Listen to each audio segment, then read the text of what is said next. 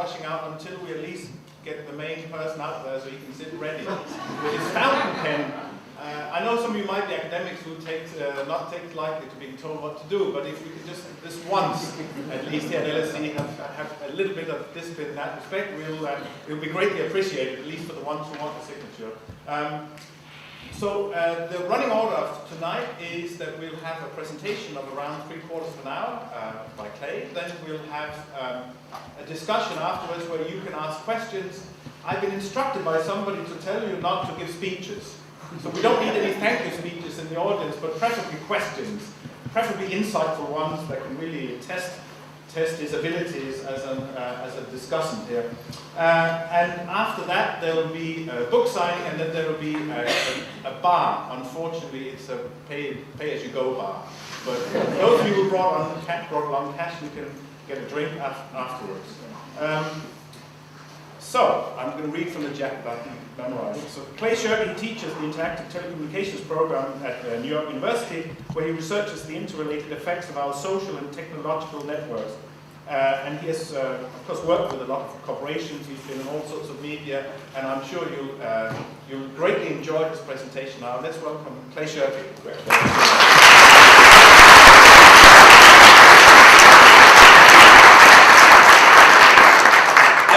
One thing, sorry, you are being recorded as always here in live, so if you say anything you regret, you will regret it. Thank you, Carsten. So, yes, as you heard,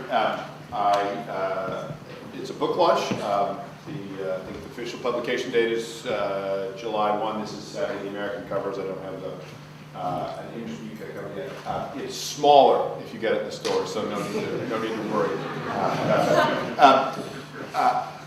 Rather than talk about cognitive surplus in the abstract, I want to start with a story that I think will illustrate what it is that phrase describes. And the story starts here. It starts in January of 2009, January of last year. In Bangalore, in India, a Hindu fundamentalist group named Sri Ram Sini went around attacking women in pubs. They dragged women from the pubs, kicked them, slapped them. When men intervened, they attacked the men as well. I'm not sure how well you can see that image given the fluorescent lights up there. But this, unsurprisingly, as is by now usual, this event was documented on camera phones. Photos and videos of these attacks were uploaded, widely shared, widely seen. And after the photos and videos spread, Sri Ram Sini issued a public statement. Pramod Mutalik, the leader of Sri Ram Sini, issued a public statement saying, "We attacked those women because they were not living up to our idea of Hindu womanhood. They were not being sufficiently chaste, they were not being sufficiently private, and our next attack will be on Valentine's Day. If you are a woman in the Bangalore province and we catch you out of doors with a man who is not your blood relative, we will attack you again." So this puts the women of Bangalore in a classic collective action dilemma. They can stay home in order to avoid being attacked, but as a cumulative result of each of their individual decisions, simply live up to Mutalik and Sri Ram Sini's demands. Or they can hope that there will be safety in numbers and turn out, but not having to make that calculation without knowing what the other women of Bangalore are doing. And that is obviously the kind of situation that often leads to the dismal Nash equilibrium of everyone staying home, even if that's not the optimal,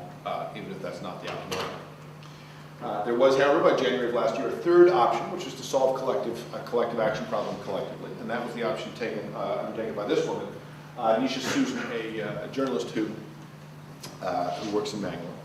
And she founded my favorite Facebook group, the Association of Loose, Forward, and Pub-Going Women. You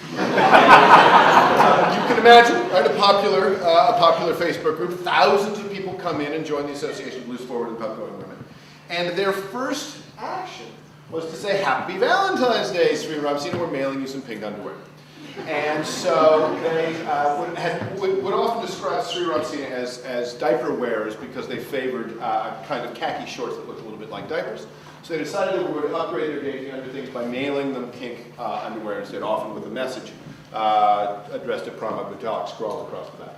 So this had three immediate effects. The first, obviously, was that it enraged Sri Ram Sini, and Mutalik came out and said, this is outrageous behavior on the part of these women. We're going to mail them sufficiently covering garments.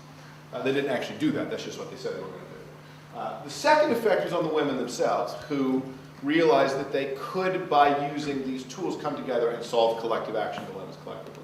And the third effect, obviously, was on the Indian government, who became aware that there was a group of voters who cared about this issue and were willing to take very, very public and, in a way, high-cost action. And so they arrested, because of the attacks of January, they arrested Sri Ram Singh and some of the other leaders Mutal and some of the other leaders of Sri Ram Singh on February 13th, thus keeping them in jail over Valentine's Day weekend. So there were no attacks last Valentine's Day, and critically, there were no attacks this Valentine's Day. So what Susan did was to pool the free time and effort that was available in the population that had not been previously coordinated through management or the market, and turn it to this problem. And that brings me to the idea of cognitive surplus. So that cognitive surplus is, in my telling, the resource niche Susan took advantage of. And it's made up of two things. Cognitive surplus is the free time and talents of the developed world. Right? We have well over 1 trillion hours a year cumulatively to donate or give to or participate in activities we like. But we've had that for a long time, right? Since the Second World War, with rising educational attainment, rising life expectancy, and a shift away from agrarian and laterally from industrial economies, we've had this ballooning amount of free time. And yet, in the 20th century, we didn't get effects like that.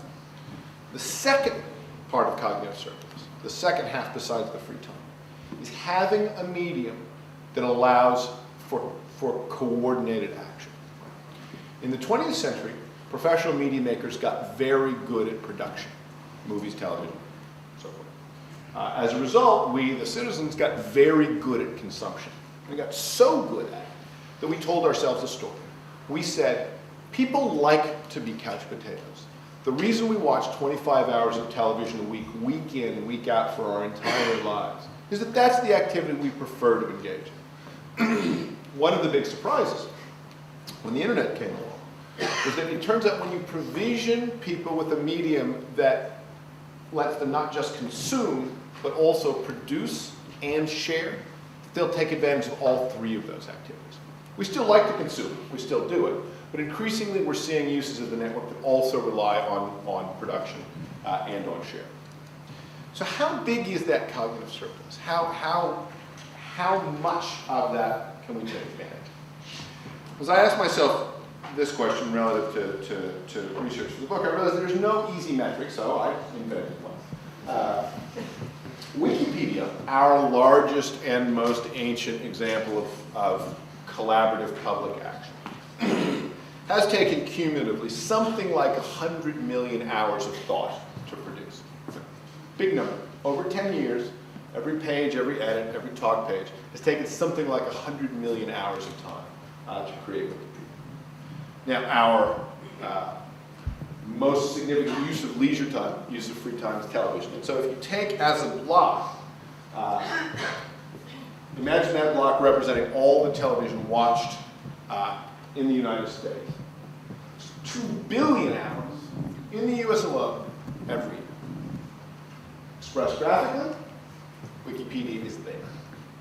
That is the proportion of annual television watching time that has gone into Wikipedia in its entire 10-year history. Put another way, in the United States, we spend a Wikipedia's worth of time every weekend just watching ads. So this is an enormous resource where even tiny shifts in the direction of production and sharing can change things, right? So this is not a story of everybody turns off their television all the time and runs out in the fields of the internet and plays. This is a story of if even 1% of the people shift even 1% of their time doing that, you still get enormous effects. And here's another example of the possibilities inherent in that kind of network. It's a story from 2 years ago, from 2008.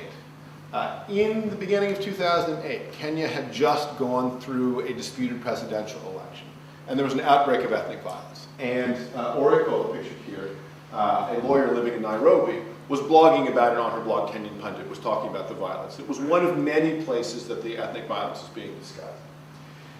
And then, as the violence began to escalate, the Kenyan government announced a media blackout. And suddenly, blogs like Akola went from being a kind of nice place to discuss what was going on to being one of the only sites that news was getting through. So she began to solicit comments and observations from people in the field who could see the violence that was showing up nowhere on the media. And she realized, I could do this 24 hours a day. I could write about violence in Kenya 24 hours a day and still not take in everything that my commenters are able to give me. If only there was some way to automate this process. Two programmers held up their hands in the comments and said, we could build that. And in 72 hours, they put together the first version of what became Ushahidi. Ushahidi, the name means witness or testimony in Swahili. It's just a way of taking reports from the field, whether by email or via the web or SMS, aggregating them and putting them on a map. It's called crisis mapping. And what Akola was able to do with the programmers, with the Ushahidi platform, was to take what the population knew as a whole, right? People knew where the violence was because it was being done to them or because they witnessed it or heard about it, and turn it into a resource that people could see and act on. This worked well enough in Kenya that the people who made it decided to turn it into a platform. It is now an open source project under the same name. It has since then been deployed in Mexico to track episodes of electoral fraud. It's been used in Washington, D.C. to track snow removal, first world problem. It's been used most famously in Haiti in the aftermath of the Port-au-Prince earthquake to track both sources of sites of need and sources of help. And if you look at the map on the front page of Ushahidi, you can see that it has gone from its East African origins to spread worldwide in multiple instantiations in less than 3 years. Donated at every level. Programmer time donated, designer time donated, and of course, most importantly, the donations of the people taking time to call in the reports or offer the reports. What Akola did would not have been possible without digital technology. What Akola did would not have been possible without human generosity. Both of those things are true. And what matters now, or what matters in situations like this, are the places where the new technologies are actually providing a conduit for the ancient human motivations. This is something of a change of belief for me. I was in the 90s something of a technological determinist. If I saw a situation to which new technology had been added and new effects began to happen, I said, aha, the technology caused the effects. But the more I looked at social situations, the more I realized that new tools like this simply provide new opportunities for motivations that were previously locked out of the system. And it is the rise of an expressive medium that encapsulates those motivations, the motivations to be part of something, to feel a sense of membership, of generosity, of autonomy, of competence, that are driving this change. Ushahidi was simply a way that the cognitive surplus could be engaged, but the choice to engage it was actually about the humans involved, not just about the tool. And using the cognitive surplus, when we survey the current landscape, we can see an incredible outburst of novel social, literary, artistic, and political creativity of the highest order. We also see lots and lots of lolcats. Lolcats are, as you've seen, cute pictures of cats made cuter with the addition of cute captions. And lolcats are certainly another example of the cognitive surplus. Right? That the ability to participate and to share ends up with this stuff just as surely as it ends up with Ushahidi. Now, let us stipulate, as the lawyers say, that lolcats are the stupidest possible creative act. Right? There are other candidates, but lolcats are due as a general case. But here's the thing. The stupidest possible creative act is still a creative act. Right? There is a spectrum from mediocrity to excellence. And you can choose to go up or down that spectrum, and some people will never get away from mediocrity, but it is a spectrum. Right? The gap is between doing something and doing nothing. Right? And someone who's made even one lolcat has already crossed that gap. And that's the surprise. Now, it's tempting to want Ushahidi and no lolcats, right? But that's not the way media revolutions work. The freedom to experiment is the freedom to experiment, full stop. And some of the experiments are world-changing in the way that we hope crisis mapping is, and some of the experiments are good to crack you up on your coffee. But even that isn't much of a surprise because that's what always happens in media revolution. Right? Even with the sacred printing press. Right? We got erotic novels, first crack out of the box. Right? Aldous Manutius sets up in Venice, and here comes the smut. Right? Scientific journals took another 150 years, right, before the Royal Society publishes the first edition of Philosophical Transactions, the first scientific journal in English. Right? So this is indeed, even in this characteristic, this is the normal case. So here's what's at stake. This is an image of an alchemist lab. I'm sorry for the fluorescence, it's a little bit, you can't see it. This is an image of an alchemist lab, and this is an image of a chemist's lab. Can you spot the difference? No, of course you can't. There is no difference, right? Alchemists and chemists had the same tools. They had the same braziers and vials and scale. Right? Alchemists and chemists had the same techniques. Alchemists and chemists were, in many cases, the same people. Many of the alchemists became chemists. So this wasn't a technological revolution. It was a cultural revolution. The thing that caused the transition from alchemy to chemistry was this. In London, in the middle of the 1600s, a group of natural philosophers, we would call them scientists, got together and they made a remarkable agreement. They agreed with one another that they would not believe anything that was not true. Now, this is really hard, right? Because we are no good as a species at subjecting our own beliefs to the kind of withering scrutiny that would root out error. We do, however, have a related skill. We're very good at subjecting other people's beliefs to withering scrutiny. And so the agreement among the natural philosophers in the Invisible College was that they would publish their results, and that no one would believe anyone else unless the experimental setup had been published and someone else could recreate it and see the results. Right? Their motto was nothing from words. Right? We will believe nothing from mere assertion if there is not experimental proof. So you have to hold both of those thoughts. Think about media revolutions. You have to hold both of those thoughts in your mind at the same time. The scientific revolution would not have been possible without the printing press. The printing press did not cause the scientific revolution. And the thing that fills in that gap, was the thing that caused the scientific revolution was the cultural decisions of the people who decided to take the raw capabilities of the printing press and use it for something more than publishing erotic novels. It was the attempt to use what the printing press enabled in terms of sharing and wrap it into cultural practices that made it matter. So, I want to talk about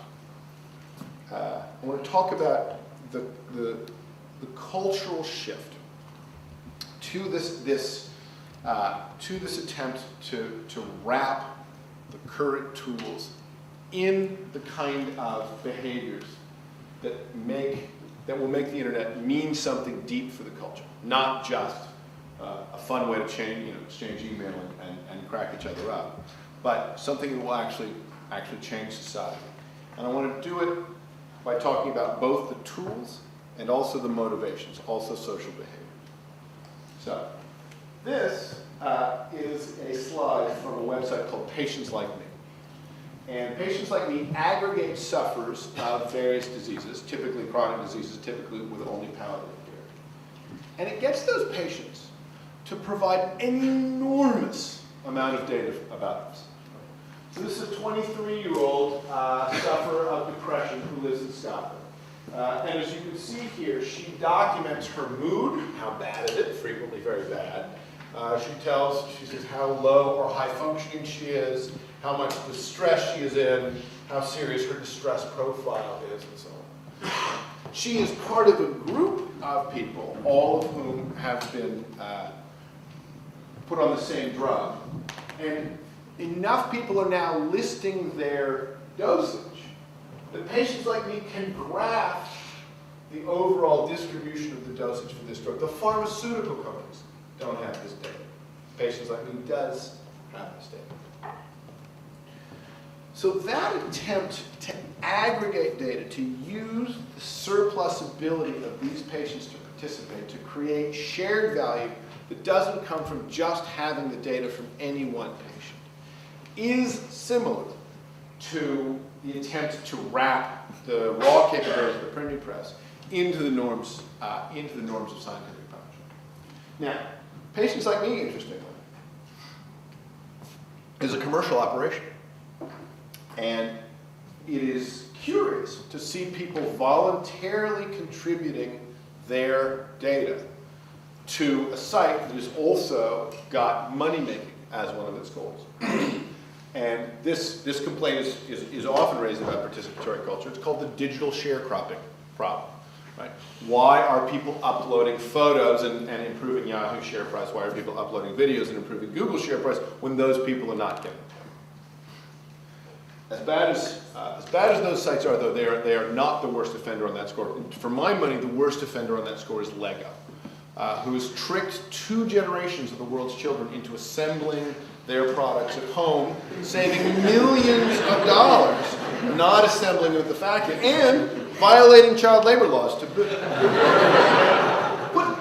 put like that, it becomes immediately obvious. No, the kids are doing the Lego because they like it. Right?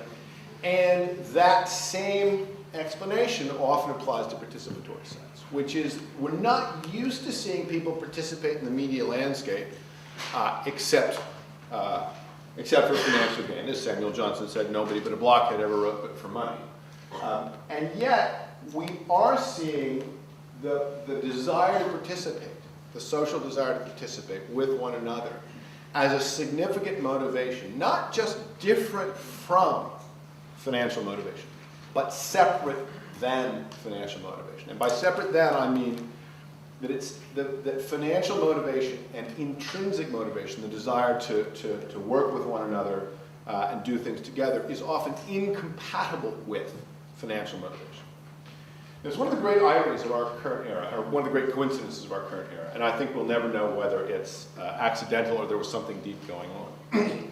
But even as participatory models like these are growing up, social science is increasingly telling us about the importance of intrinsic motivations on the part of human beings, and the ways in which they are or are not incompatible with what we're used to designing with financial motivations. So here is an example of that kind of research that I think illustrates some of the patients like me split between the commercial side of the house and the participatory side of the house. This is a slide from a paper published at the beginning of this year by Yuri Nisi and Alfredo Rustaccini, 2 psychologists, who published a piece called "A Fine is a Price" in the Journal of Legal Studies at the beginning of this decade. And Nisi and Rustaccini set out to test what they call the deterrence hypothesis. And the deterrence hypothesis is very simple. If you want someone to do less of something, add a fine or a punishment. And if you want someone to do more of something, take a punishment away. Common sense, straightforward, also largely untested. So Nisi and Rustaccini said, we're going to test that. So they observed 10 daycare centers in Haifa, Israel. And they observed those daycare centers at the moment of highest tension, which is pickup time. At pickup time, the teachers who have been with your children all day would like you to come and get them at the appointed hour. Meanwhile, the parents, the caretakers, maybe running a little late, stuck at work, would like a little slack to pick their kids up late. So Nisi and Rustaccini started with the question, in these 10 daycare centers, how often do parents pick their kids up? They divided the daycare centers into 2 groups. The white group is the control group, the black diamonds, the white squares, the control group, black diamonds, the experimental group. And in the period in which they were just observing these daycare centers, what they said is there's between 6 and 12 episodes of late pickup a week. So they set that as the baseline. Then they went to the daycare centers in the experimental group, and they said, we're going to change that behavior as of right now. We are adding a fine. If you pick your kid up more than 10 minutes late, 10 shekels added to your bill, no ifs, ands, or buts. And the minute they added the fine, the behavior in those daycare centers changed. Late pickups went up every week for the next 4 weeks, topping out, as you can see, triple the pre-fine average, and then fluctuating between double and triple the pre-fine average for the rest of the duration of the fine. You see what happened immediately, right? The addition of the fine broke the culture. The explanation of human behavior we inherited from the 20th century, the neoclassical explanation, is people are rational, self-maximizing actors, and in these daycare centers, in the absence of a contract, there were no constraints on people's behavior. Right? But in fact, what Nisi and Rustacini showed is there were constraints on people's behavior, it's just that the constraints were social rather than contractual. And the other thing they showed is that the social constraints were in many ways more generous, or created a more generous situation than the contractual constraints. Because once they added the fine, they communicated to the parents that when you've paid your 10 shekels, the entirety of your duty to that school is discharged, and you need feel no residue of worry or guilt on behalf of the teachers or the community as a whole. To which the parents quite reasonably said, 10 shekels to pick my kid up late. What could be bad? So they run this for 12 weeks. And then they say, okay, that was very interesting, thank you very much. Fine is over. We're canceling the fine, canceling the contract. And then something really interesting happens. Nothing changes. They remove the fine. So we've now contradicted both halves of the deterrence thesis. They remove the fine, and the culture that got broken stayed broken, even in the absence of the thing that had created the original disturbance. Which says not merely that culture is incompatible, some kinds of culture are incompatible with some kinds of contractual relations. It also says the culture is homeostatic, and when it's disrupted, it is not automatically self-repairing. So what research like this shows, often in the direction of showing what the disruptions are, is that human beings have intrinsic motivations, which are often in the direction of communal attachment or engagement, which often do a better job of holding us together with one another than if we try to specify everything by contract. This is a great challenge to many of the sort of motivational design assumptions made in the 20th century. It's also supported by an increasing body of behavioral economics literature, and critically has important ramifications for participatory media. Which brings me back to patients like me. One of the interesting things about patients like me is that the patients are sharing a lot of data about themselves in ways that are not just valuable to create an aggregate for being able to read who's being prescribed what medicines and what doesn't. It's not just a question of grabbing information, because to get patients to participate in patients like me, they also have to be convinced to violate every social norm we have around medical privacy. Do not tell anyone your diagnosis, especially if it's mental illness. Do not tell anyone your symptoms. Do not tell anyone what you are being prescribed. Do not tell anyone the dose. And if every patient on Patient Like Me lived up to those standards, those standard assumptions made around the healthcare system, the site would be inert. Nothing would happen. And so Patients Like Me has a privacy policy, as you would expect, and as they would have to, holding the data they do. And they say to their users, we will keep your data private to the degree that that's what you want. But by no accident, next to the privacy link on every page, there's another link to a page called their openness philosophy. And their openness philosophy says, notwithstanding our privacy policy, which we are both legally and ethically enjoined, we're going to try and convince you that sharing is good, and that if you take a step to share and other people take that step with you, we can make the world a better place. the openness philosophy is one of the most remarkable participatory documents I know, because like the logic that the Invisible College surrounded the printing press with, what patients like me is doing is saying, we are going to take on the current medical culture. We're not just going to treat this as a random exercise in data aggregation. We're actually going to try to change the way medical culture works. If all patients like me manages to do, right, is make their own users feel better for having other patients suffering from the same things with who they can compare notes, they will have failed. They have in mind nothing less than transforming medical research culture. Now, I can't say whether they'll succeed or fail. Right? I don't know. It is early days, and this is a big change they have set out for themselves. What I can say is that this is a change that relies on technology, but is principally about culture. It is about the idea of taking participatory norms and doing more than just cracking each other up with them, but actually using them to transform the way that something socially vital, in this case, medicine and treatment, is produced. Brings me back to the lolcats. Now, I like lolcats as much as the next guy. I may actually like them even more than the next guy. But I have a hard time looking into the future of the internet and envisioning a world where a user is forced to say to themselves, where, oh where, can I find a picture of a cute cat? Right? That strikes me as being a largely solved problem.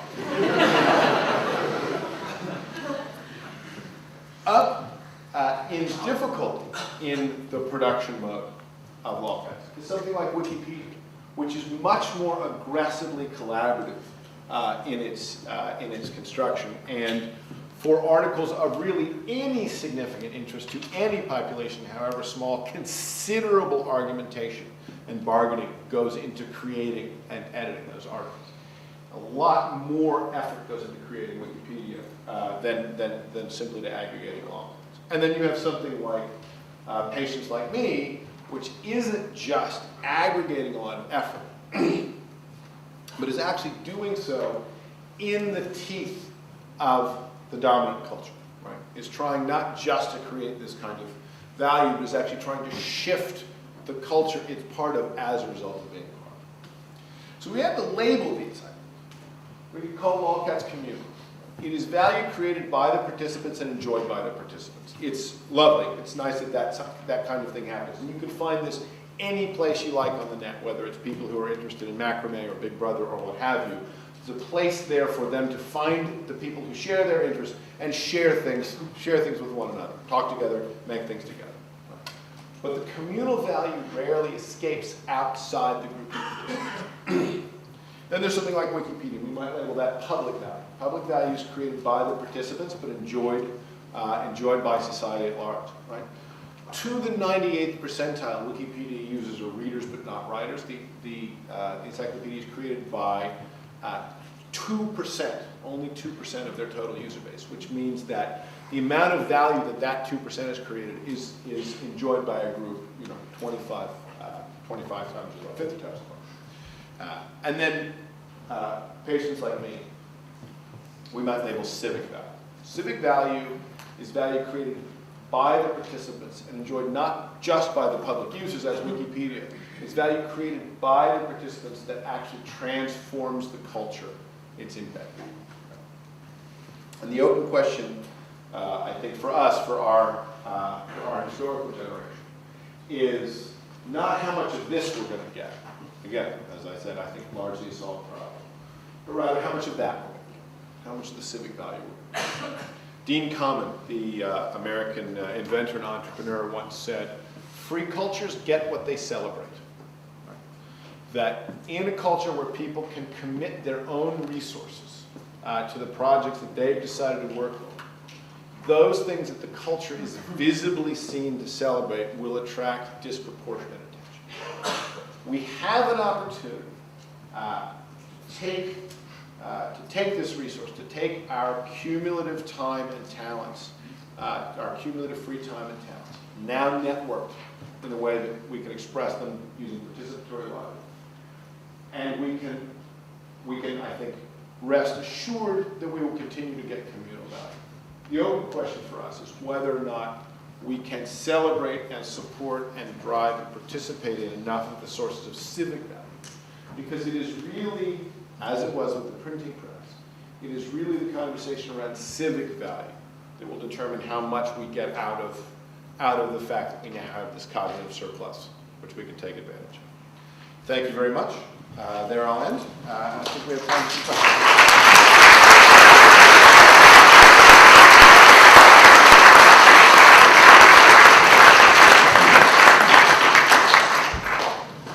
Excellent. Thank you ever so much. Very stimulating. There were several laughs along the way, which always bodes well for a good discussion afterwards. I'm sure Clay's ready for anything you can throw at him of a verbal kind. Yes, and just please wait for a microphone. So there's one on the way. And maybe you just state your name and then your question. Here you go, it's the kind of preacher. Hi, my name is Jimmy Graham. My question is around consumption and the demise of the consumer, or Western consumer culture. Yeah. And how much is all of this tied to the fact that no one's got any money anymore? Then sudden decline of the Western consumer, and now these big mobile corporations are in Asia, they're in Brazil, making people consume and maybe not become part of sort of collaborative culture. Well, so those are two different questions. I guess I'll take them in sort of forward order. As lovely as it would be to think that this stuff arises whenever there's an increase in free time, as there is when people lose their jobs, that unfortunately the literature is now showing that there is some differential. And I didn't, this had not yet happened when I wrote this book, but in fact, it is women, but not men, who, when they get additional free time because of external shocks like the shock to the economy, use the network for more outreach and more community. Men, alas, tend to sit home and watch more TV. The uses of this stuff for men tend to correlate with positive or negative positive and negative feelings about themselves. So we're seeing more of a gender differential in participation than we were when we were doing this. In terms of consumption, and in particular your observation about third world consumption, or developing world consumption, I should say, about whether or not the desire to have relatively quiescent consumers in the countries of the developed world is going to succeed. The great open question there is around the mobile phone, not the personal computer. The phone is the principal device of connectivity, now worldwide, but especially in that part of the world. I think that a lot of that question comes down to things like Ushahidi, right? Which is to say that is an example of something invented in one context, in a Kenyan context, that is spread worldwide, but where the uses in the developed world have typically been less active than the uses in the developing world, in part because in the developing world, Ushahidi is providing infrastructure civic infrastructure where none existed before, as opposed to just ameliorating. If we wanted, I think, to improve the likelihood that in the developing world the participatory logic would increase, and in fact I see my students doing this, we would increasingly design services not just to assume web access or smartphone access, but also SMS access. Frankly, if there is a way to, any tool that there is a way to use using the simplest possible interface increases the potential audience by an order of magnitude, and order of magnitude here measured in the difference between hundreds of millions and billions. So that the participatory devices are already in people's hands in the field. The developing world is in fact more enthusiastic users of mobile telephony, obviously, than the developed world is. And to the degree that that's anyone's goal, designing for inclusion of those tools is I think the best counter we have to the threat of simply rustling up a new group of quiescent consumers. Okay, there's one with the microphone, and after that, there's one in the middle there. Yeah. Hi guys, William Perrin again. Good to see you back in London. Oh, there you are. Hey, how are you? Yeah, very well. Your voice is disembodied for a moment. No, I'm fine. I now run a business helping people create civic value through creating simple community websites. So we turn in a community, we engage community activists, and we show to use something as simple as WordPress.com or ning.com. It's a very, very simple tool, because we often, in oratory like this, we often overlook the fact that the average person, the average civic activist, has no awareness whatsoever that most of these tools exist. They have no awareness whatsoever of most forms of social media. But the thing I observe when we train people, it takes an hour or so to figure that out, is that there is some simple microeconomics in there which you kind of skip past a bit, which is that it simply reduces to them the time cost of doing what they've always done. It reduces massively the cost of communicating with people and actually connecting, exchanging. So is that something that you cover in the book, or is this something you're not doing? It is, no, and in particular, one of the things I take on in the book is the old and in my mind invidious philosophical distinction between is this a difference in degree or a difference in kind. One of the things, and I'm sure you will have seen this as well, people lining up and say, oh, well, nothing new is happening now because people have always been able to communicate with one another, and this is just more of the same.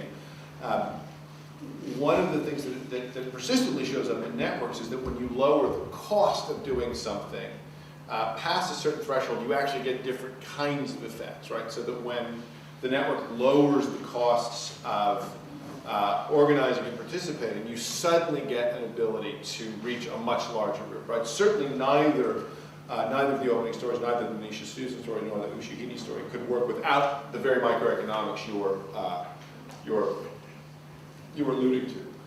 One of the interesting things, though, that I've observed, I don't know if you've seen this, is that very often when you're introducing people to technology that lowers the cost of their behavior, you don't tell them 2 weeks from now you're going to wonder how you ever did without this because it's going to be so dramatically different from anything you're used to. Because people hate being told this is really going to change the way you think. Right? That's one of people's least favorite things to hear. And so it's very often easy to say, I'm just going to give you an easy way to do what you're already doing, and then let the amplification effect show up. But yes, absolutely, the microeconomics you're noticing are that are implicit here, and I've discussed them somewhat, which is that when you lower the cost of something in a network far enough, it starts exhibiting different kinds of behaviors than if the costs had been high. Okay, so we have in the green shirt in the middle there, then we have the lady in the blue shirt afterwards, and then now the floodgates are open on the front row. We'll draw a lot. We need a microphone down here for later. Yeah? Hello, my name is Richard Smith, and I'm on the board of Public Library of Science. We have introduced all sorts of tools for people to comment on papers, in papers, discuss them, score them, with the idea that this kind of discussion will really add a lot of value and help us sort out what really matters from what doesn't matter. And somehow it just doesn't happen. Yep. Why doesn't it happen, and what could we do to make it happen? So, brilliant question. First prize so far. Right. So I will. So particularly science has a reference community of people who are even capable of interpreting a given paper. Alas, and let me say first of all, just as a citizen, thank you for PLOS. It is an amazing project. As an academic, I will say that I think the principal problem is that the incentives of academics are typically not only not aligned with the kind of public commentary that you're soliciting, but are misaligned and sometimes even aligned against the idea of that kind of participation. Nature tried something similar with syndicating early comment, and as long as the tenure process relies on the tenure committee assuming that the junior faculty should go through the same process the senior faculty went through, either out of a sense of hazing ritual or a misplaced connection to tradition, it will be very difficult to get those kind of comments. My guess is that, let me make an analogy. In the United States, early on, in the beginning part of this decade, the two musicians who were making best use of the internet were Soulja Boy telling them how to breakout hit on MySpace called Crank That got to be a big national hit without the traditional music industry, and also David Bowie. And they were both the people who didn't need the traditional system. One because he'd never gotten in, and one because he was so secure that on the other side, he could tell the whole music industry to buzz off.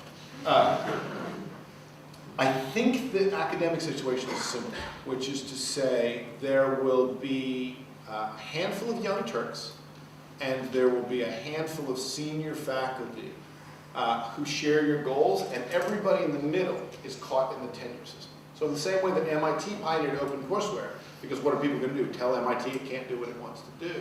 And you will probably have to do something more like active recruiting of the departments that are willing to say, if you vet PLOS articles, we will count that as points towards tenure. Or you go to the people clustered around those Wikipedia articles, often ABD doctoral students, and say, we're recruiting you to participate in order to raise your visibility to your peers. But I am afraid for the moment that the core of the system, because it's so tied into tenure, is going to be almost impossible to move from the center. My guess is it's going to be from those two edges. And let me just say also, if there's anything I can do to help, drop me a line, because this is within the academy, this is the great problem right now. Yeah, lady in the...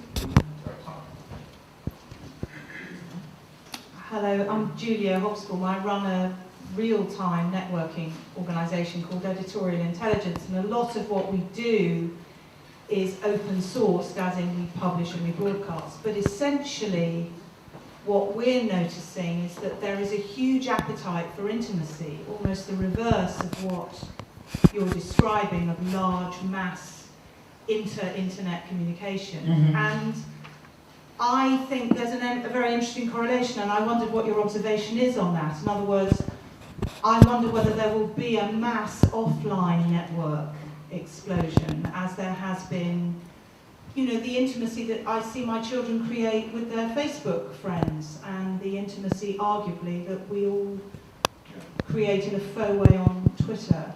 And I also wondered very briefly whether you might want to comment about this paywall business. In other words, you've talked a lot about wonderful communal public civic, but what about the profit motive? So to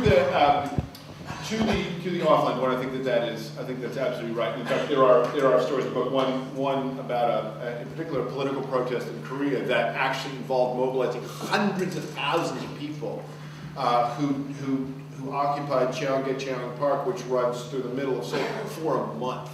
So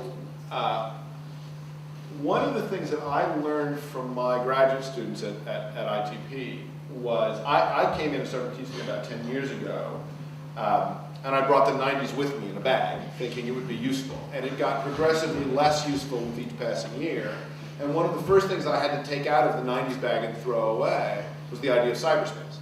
Because when you're dealing with 25-year-olds, especially now, they don't regard the internet as an alternative to real life. They regard it as an augmentation of real life. And you see services like Meetup, which first, in a kind of organized way, tried to get people, away from their keyboards and interacting with one another. Former student of mine, Dennis Crowley's got a service called Foursquare. His first one was Dodgeball, called Foursquare now, that also relies on this drive to turn out into the street. So the old notion that we would all end up as big floating video ads in a virtual world, never getting together face to face, I think is gone and replaced, and I think you said it right at the beginning, because of real time. Because of our increasing ability to coordinate in real time, people are using these tools to arrange to meet one another face to face. So I think that the hunger for intimacy is very real, and I think the offline piece is happening. I should say that I limited my stories in this book not to groups of friends happy to enjoy one another's, enjoy emotion, intimacy in one another's company, but rather to things where there was some public manifestation of the work. So I don't mean this as a whole and complete accounting of the internet and its social effects, but rather those aspects that are made public. As for the paywall, gosh, I think the one thing I can say, my published views on this are fairly, they go back to 1996. So one thing I'll say is if the economics of the Times paywall works out, then I am publicly and spectacularly wrong. And there will be no way I can weasel out of that, because I've been so clear about that for 50 years that I've never given myself an ounce of wiggle room. So I believe that the damage to syndication and advertising revenue, the advertising revenues and the logic of syndication done by a paywall will underperform relative to the Times hopes. But that's been my position for 15 years. More recently, though, my concern is this. We care about newspapers in a way that's different than caring about whether the Virgin megastore goes bust on the high street, because newspapers inform the public. Right? They perform a critical public function. We don't care about newspapers because they inform their customers. Right? We always use the word public to discuss newspapers. And what the Times is signing up to do is to lock out the public and to prevent the kind of sharing that actually leads to a newspaper story changing the public consciousness. Right? They are talking about limiting exposure to a story to paying customers in much the same way that Virgin limits the enjoyment of its CDs and what have you to paying customers. And to the degree that they succeed at that, they are actually less valuable to us. Newspapers have pulled off the hat trick over the years of being privately funded public goods. But if their choice now is between being privately funded and public goods, they're commercial enterprises. They can certainly go in the direction of private funding, but it will damage their function, the functions a democratic society relies on for. I think the last thing I'll say is, for those of us who have been having this debate for 15 years now, the one thing that we're really looking forward to is that Murdoch, by making as much noise about it as he has, seems to have finally put forward a dispositive case, right? Which is to say, up until now, everybody has always had a kind of, oh yeah, but they didn't try X version of this, as if nothing has happened in history that would tell us whether or not paywalls are going to work. And I have a feeling whenever the paywall goes, and it's soon now, isn't it? He's been making these noises for some time. That whatever happens will at least be past this phase of the conversation. Even if I'm wrong, even if there is a case for paywalls around general purpose newspapers that are financially valuable in the way they want them to be, we'll at least know what the landscape is rather than just playing and replaying the conversation over. Yeah, so we have 3 people who's reached some sort of civic order. Spontaneous. Yes. Here we go. Hi, my name is Alice Huang. I wonder if you can talk a little bit more about the public and civic and the differences in value each generate. Is one more valuable than the other? Well, so I want to argue both yes and no, which is to say I want to have it both ways, right? I want to like lolcats without saying lolcats are as good as Wikipedia. So I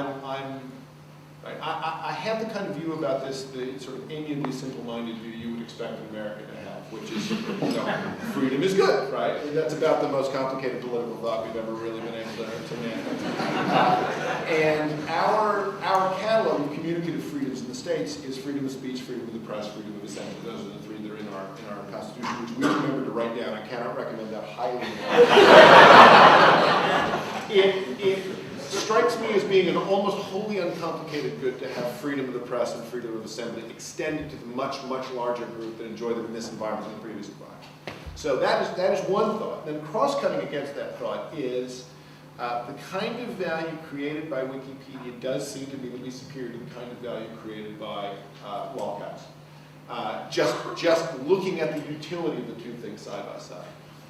Patients like me, Ushahidi, the Nisha Susan story, those are much more speculative because I could not look at Patients Like Me and say its value is superior to Wikipedia, even on its own terms. Because right now, Wikipedia is the #1 source of medical information on the internet. So it is outperforming Patients Like Me, even for what Patients Like Me means to do.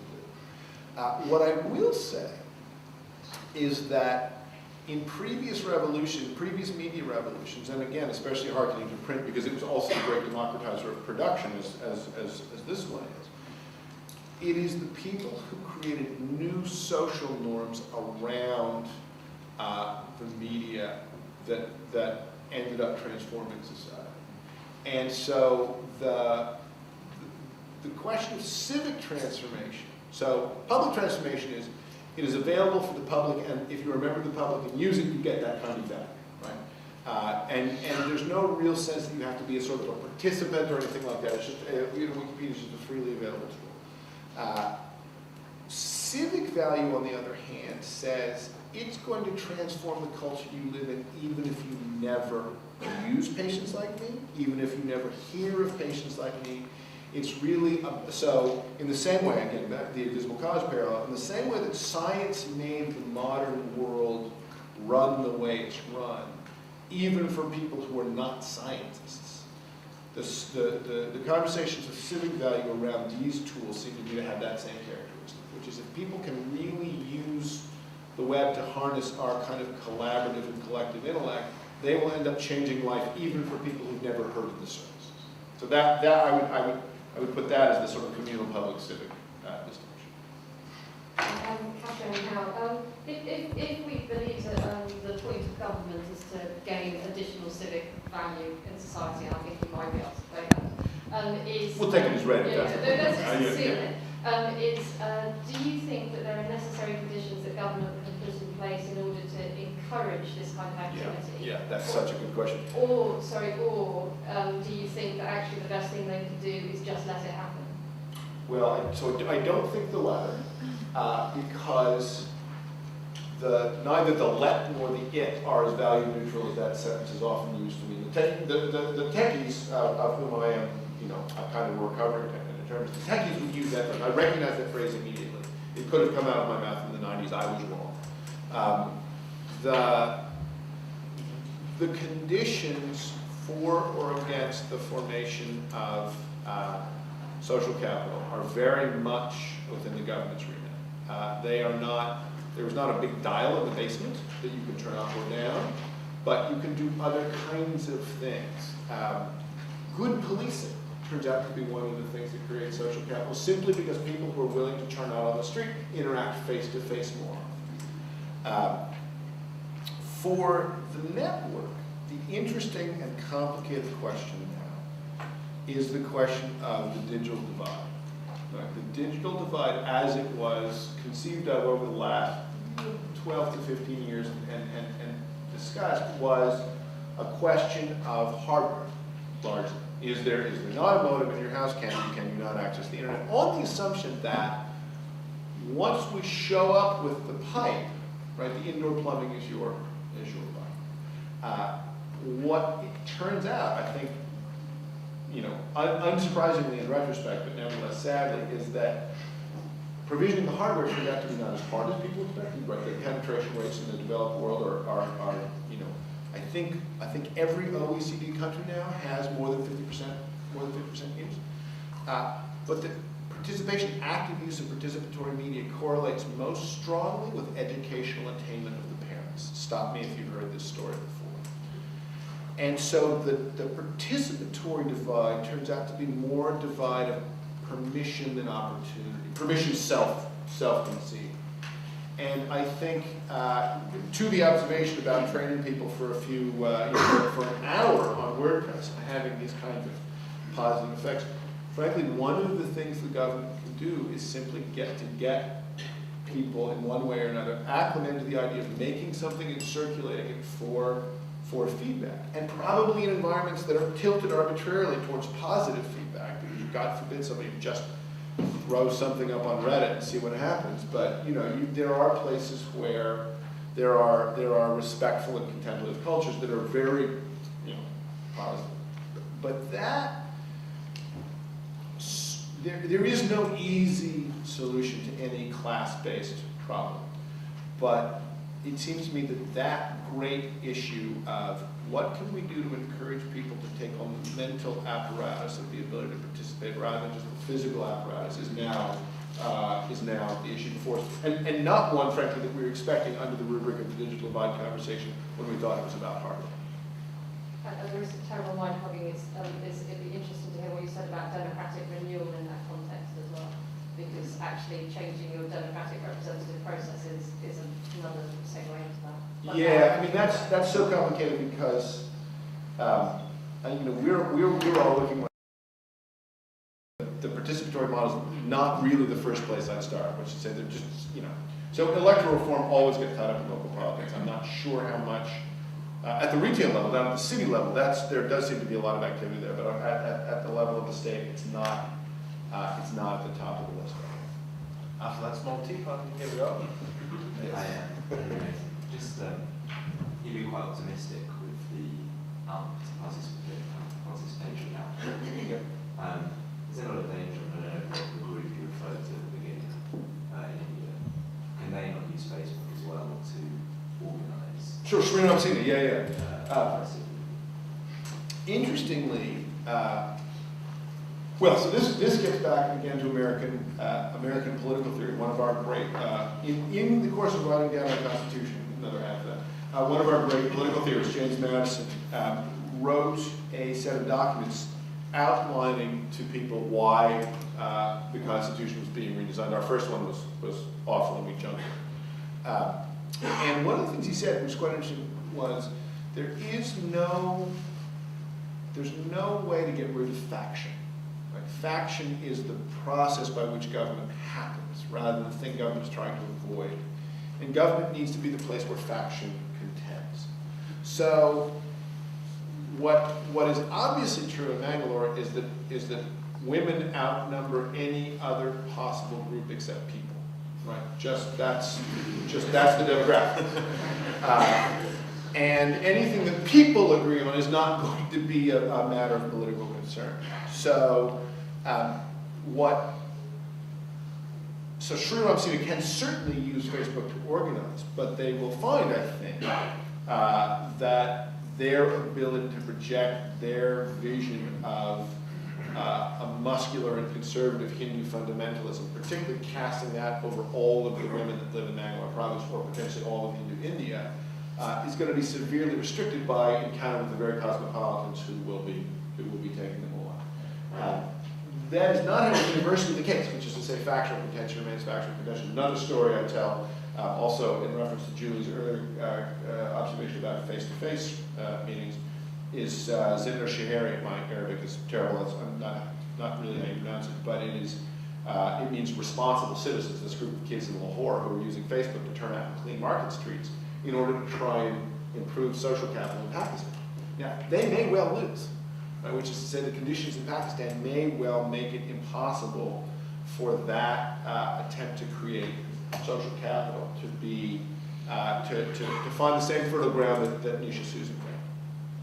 But the fact that they may fail doesn't strike me as a reason to back away from democratic politics, which is to say things that coordinate more loosely, things that provide coordination to more loosely connected groups strike me as being a healthy counterbalance to relatively smaller groups seizing the mechanisms of the state, even if those things fail. So I am, as you know, a net optimist, but I'm by no means a utopian. I don't believe that this stuff doesn't involve either trade-offs or downsides.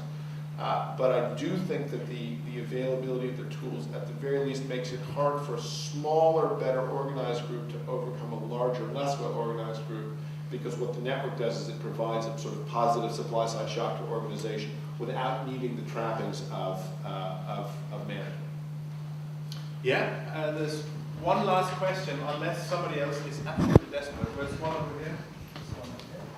If somebody else is very keen after, we'll allow one more from up there. I think then we'll have to close. Otherwise, there'll be no time for alcoholic or non-alcoholic drinks. I'm on one side of that divide, but very strongly believe that we should have time. Hey, Emily Hare. I was wondering, is there any potential for brands to kind of integrate themselves into these kind of ideas, or would that upset the whole kind of philanthropic ethos? Sure. I mean, first of all, it's a general change. right? Which is to say, this is a change in the business environment because it's a change in the environment, full stop, right? In the civic environment, full stop. That having been said, it seems to me that one of the problems that people inside brands have is believing that people outside brands care about brands. If you go, where's T? I'm going to say something insulting about the publishing industry. Maybe she's gone. Good. If you go to people in the publishing industry, they will swear to you that the public has a good sense of the difference between a book published by a Random House and a book published by Little Brown. And, you know, our eyes just glaze over. Right? So there are a handful of cult brands in the United States, famously Apple and Harley Davidson are trotted out as these examples. But, you know, who can tell? Who can tell what brand their TV? Maybe it's LG or Samsung, I can't really remember. So in a way, the problem for brands is that brands used to stand in as a signal of quality in an environment where information was hard to aggregate. And of all the things that don't describe the current environment, that would be just about top of my list. So if you go and look at an Amazon page, Josh Porter has a great analysis of this at Mercado, his weblog. If you go look at an Amazon page, you will see 16 different places where the community intervenes. There's lists and ratings and rankings and reviews. People who bought X also bought Y. 50% of the people on the page bought this and didn't buy that. And Amazon has now become a convening environment for the community to talk to itself about those products. And it is very difficult for anyone selling a product that is in any way competitive to get out in front of the information the average consumer can now gather. So, to the degree that this stuff is seen as traditional marketing by novel means, my guess is it will underperform, not fail, but underperform. And that the real surprise for marketing communications generally is that businesses are typically used to two modes of communication with the consumer. Either we're talking so you have to shut up now, which is called advertising, or you're talking so we have to shut up now, which is called research. But the idea of being in an environment where different people are talking and listening at the same time flips them out. And I would say rather than, you know, brand marketing via social means, I would look more at what does it mean that the people out there that you want to have buy your stuff are having a conversation with one another, and are there places where we can respectfully participate in that conversation? Participating meaning talking and listening at the same time. You often have to spell that out inside marketing communications departments. That seems to me to be the big opportunity, and also for obvious reasons based on the history of advertising in the 20th century, a hard one to grasp because it cuts so far culturally against the grain of the 30-second spot and so forth. Good. We have one last question at the back, and everybody. Is that right? Hello. Hello, sorry, I'm down here. I'm all in here. The crowd has been power. I'm Ian from Think Public. I'm interested that we've been fairly neutral in discussing what I see as the platforms that allow us to create this civic or public value. And I think there's an argument that perhaps some of things like Facebook, while they made it very, very simple for me to publish my pictures of my events, that I am sort of paying in the value of that data and such. And I'm interested if you kind of looked at critiquing those platforms in some sense, or perhaps lessons we can learn when looking to build new forms of platforms. So one of the great, this always happens when you write a book. Anything happens where you think, oh, I would have done that differently. And Facebook's recent adjustment of the privacy preferences, followed by its alter of control, the control the user has over privacy, strikes me as being problematic in a way that I had not anticipated. So literally up until I think last year, the discipline of variety has existed for all of these platforms. And we have examples of users having figured out when they're being taken for a ride, right? So AOL, for example, American Online, did incredibly well for itself with this whole group of volunteer labor who loved AOL, they loved being online, they loved helping other people, and they were just volunteers. And all they got for being volunteers was that during the time they were online, AOL didn't charge them anything. right? That was it. That was what they got. And it was only when AOL started treating them like unpaid employees rather than like honored volunteers that they got angry and sued AOL. So people's sensitivity to when the social bargain is good and when it is bad, as with the Tunisian and Rustachini research, is relatively high. And I believed, up until this last Facebook episode, that that was a relatively universal disciplining phenomenon. Facebook seems to me to be unique in one way, which is to say, if it succeeds, and it, on present evidence it will, at becoming the utility for the social graph and for assertions of continuous, at least pseudonymity, if not identity, then it may be that they can actually bend people's privacy preferences simply by resetting the defaults in the direction of increased advertising value and decreased social value for their users without anyone being able to discipline. Precisely because at 500 million users, it does not look like there is in fact, there is currently on the horizon no convincing alternative. And it does not look like the old story of Friendster gave way to MySpace, gave way to Facebook, has a fourth chapter that looks the same. Because Facebook has been brilliant, not just strategically, but in terms of technical execution at making this work.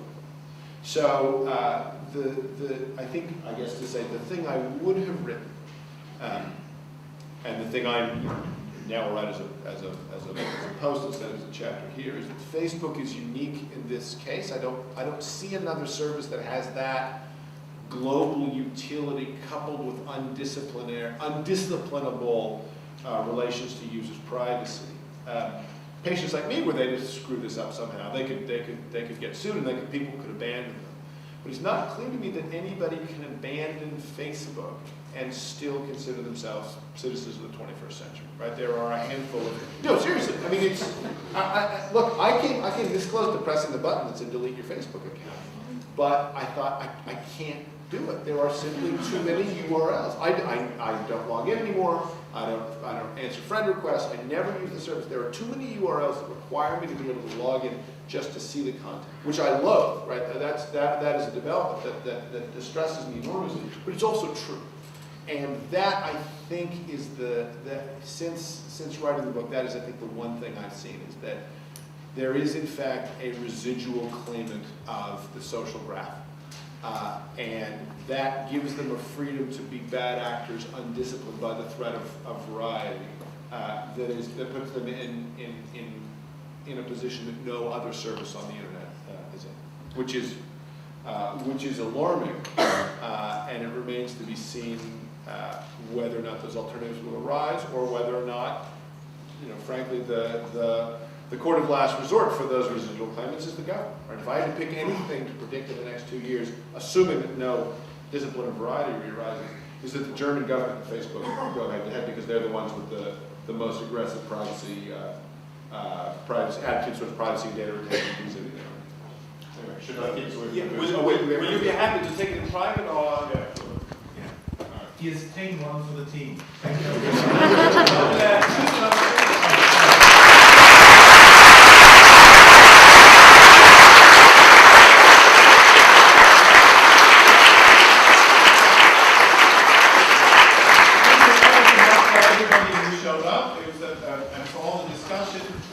Thank you so much to Clay for coming in tonight. And please, could you, at least most of you, wait until we just get him out to sign the book, so you don't have to wait for him. Thank you so much. Let's give him a big hand.